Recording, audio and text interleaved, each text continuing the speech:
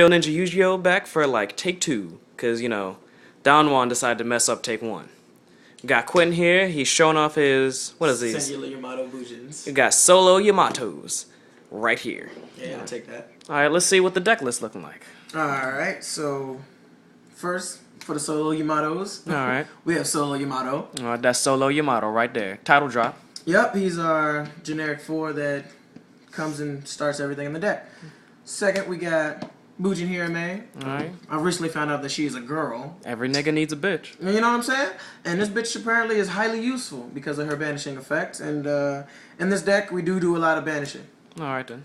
I run one Gorilla. Mm-hmm. I use Gorilla's effect over Bear's effect. I used to run Bear, but now with the backfield that I have and the triple Tinky... Going ape shit on niggas. Yeah, and not to mention destroying of backfield is essential in this deck. So destroying backfield, killing something, get free Tinky, it's kind of awesome.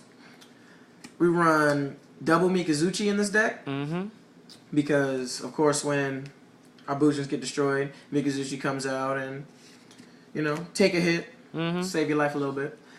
Alright, after that, we run double Arasuda. Arasuda here is our favorite of the deck.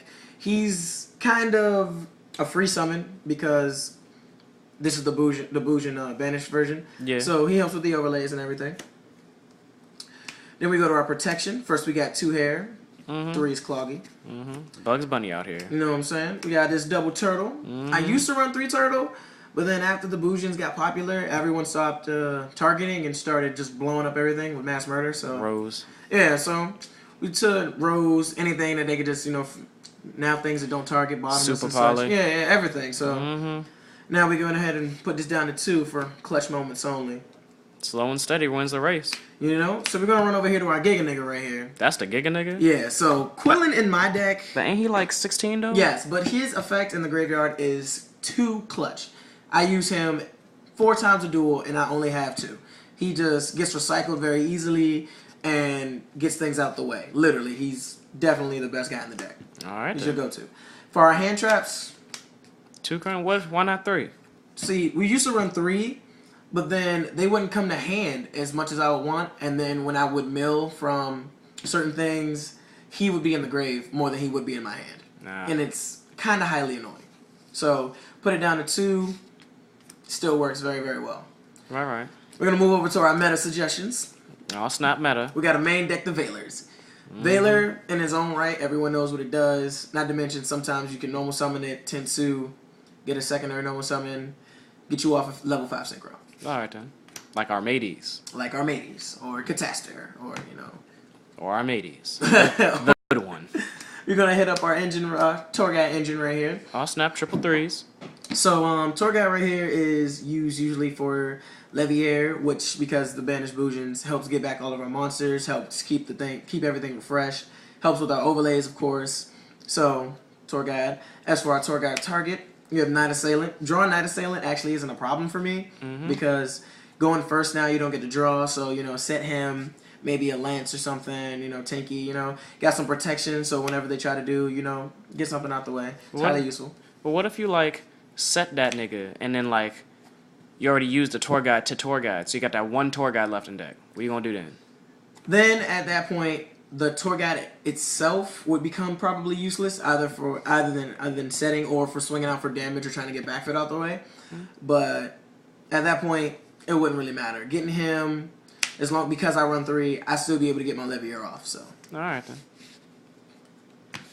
Next, we're gonna go with our last monster of the deck, BLS. Oh snap, Blackluster. Every single solitary Bujin comes in the light variety, so we got our Torghast for the dark variety, and everyone knows, light and dark, BLS. He gets everything out of the way with his effective banishing, and swinging twice sometimes, isn't too bad. Also helps with the OTK, which I aim to go for. Alright then. For our spells, we're going to hit up Triple Pot of Duality.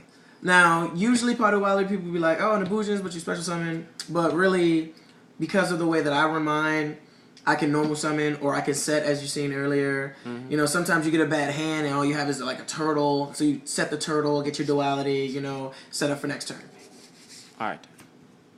Now we're going to go to Triple Lance. Lance it out. We gotta lance it out. We only have one Yamato, like I said earlier, but sometimes, traps do exist, and before I can get out my trap negate, I'm gonna have to use my lances to keep him safe. Alright then. I won't be able to swing that turn, but at least I'll be able to have his effect go off. Now we hit up our triple Tenki. Tenki is the search of the deck. It gives us any Bujin we need of the Beast Warrior variety, but usually when I go for the Beast Warriors, that's usually what I go for anyway. He also gives us that one Gorilla, which, sometimes might have to get that one backfill out the way if I want to swing for the safe route. So, useful. Going to my favorite card over here, Draw Power in its own right. Giving you an extra 1,000 isn't usually a problem for me with so many ways of getting damage out. So the extra draw is way more important. What I see is a 37 card deck, good sir. Yes, I do.